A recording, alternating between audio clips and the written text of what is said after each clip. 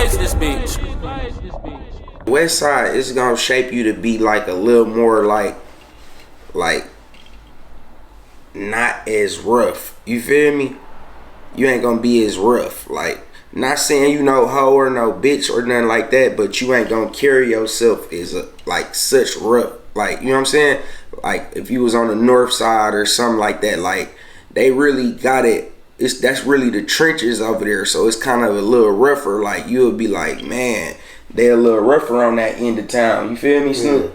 Yeah. They rougher on that side. Ain't nothing wrong with it. Yeah. You know, it's hustlers over there too, but that side that groom you to be like, man, like, you gotta be tough over there. Yeah, exactly. Like, on the west side, you damn near got a choice. You feel me? Yeah, if you want to go down the tough road or have some money. Yeah. That's really how that is. Cause the west side, it when I was growing up, that shit was like it ain't even like it was now. Like, now everybody saying they from the west side. It's a lot of all this shit going on up there. When I was growing up over there, it was just quiet. Like, it was shit going on, but that shit was really like if you really wanted to see the hood, you had to go to the north side, the east side. You feel me? That's where the hood was.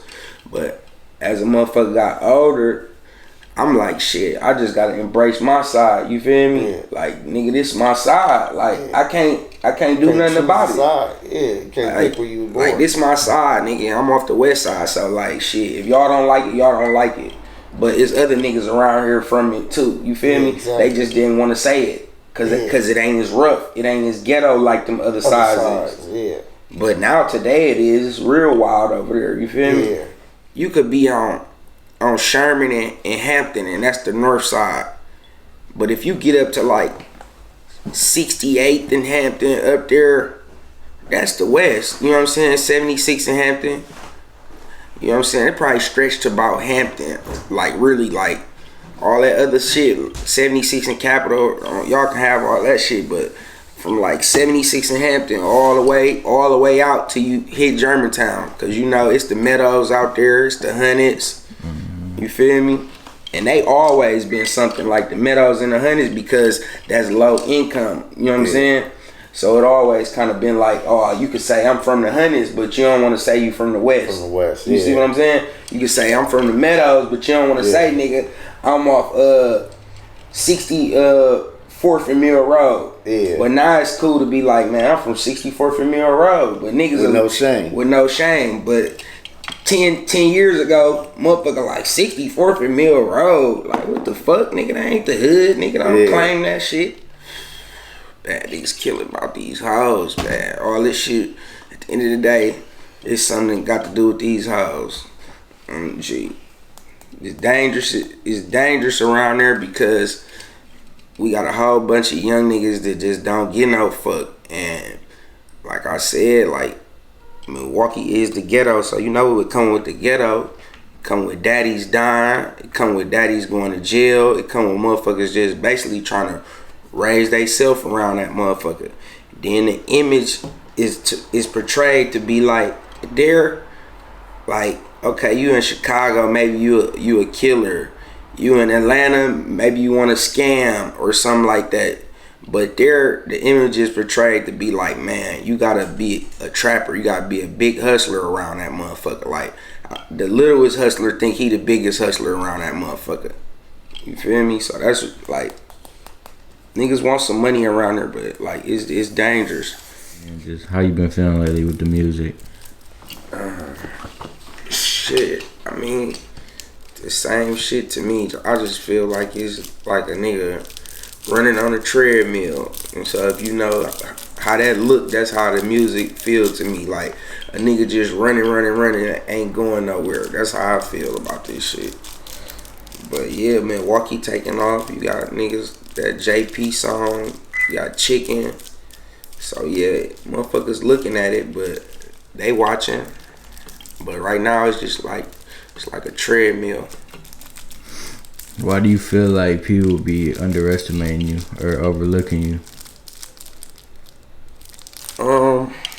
Maybe a lot of people ain't heard me, and I think I need to pay for more promotion and shit like that. It's on me. really, like, because this music game, this shit is business at the end of the day, like, so, like, the more promotion you get out, you pay for and shit, like, the more exposure you gonna get, so that's just what it is.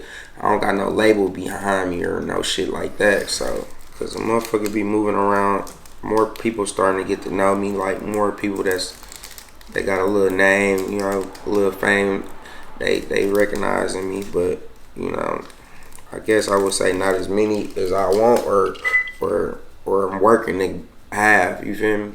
Soulja boy. I swear to God, that always come across my head. Like, I want to work with Soulja boy like a motherfucker. I ain't gonna lie. I like Soulja boy. I remember he used to be doing shit with his eyes. No, he was cool. I like Soulja boy.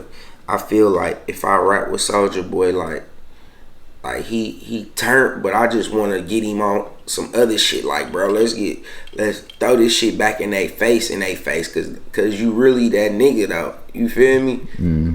That's how I feel about Soulja boy. Like, bro, let's throw this shit in they face. But I did like Miami though. Miami was a good vibe, cause like you going outside and you seeing motherfuckers and shit. Like, I bumped into Rilo. I bumped into Rilo. I bumped into Bossman D. I was out there with Low Shimmy, Trapland Pat. I was supposed to get up with Wiz. Shit, Saucenin was out there. So it was like I was just seeing plenty motherfuckers in Miami. So that was a good vibe on some rap shit.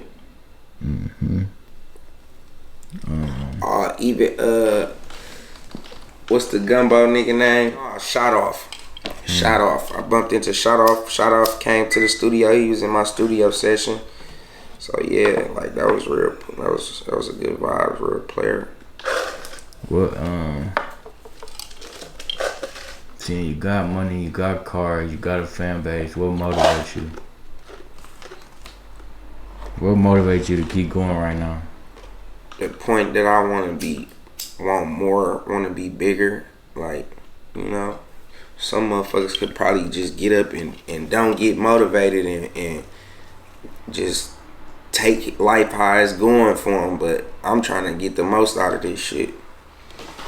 That's really what motivates me. Trying to get the most out of this shit. And I got kids. So shit. If you don't got no motivation and you got kids, you just don't even need to wake up, because that should be your motivation to just go hard, because you don't want to give them the lifestyle that I went through, nigga. I was sleeping in cars, doing all type of crazy shit, like really, really fucked up. So it's like I could never want that for my kids. And I seen how my mama always treated me like, nigga, you gotta be independent. So she like more kind of stand down on helping me, like, you feel me?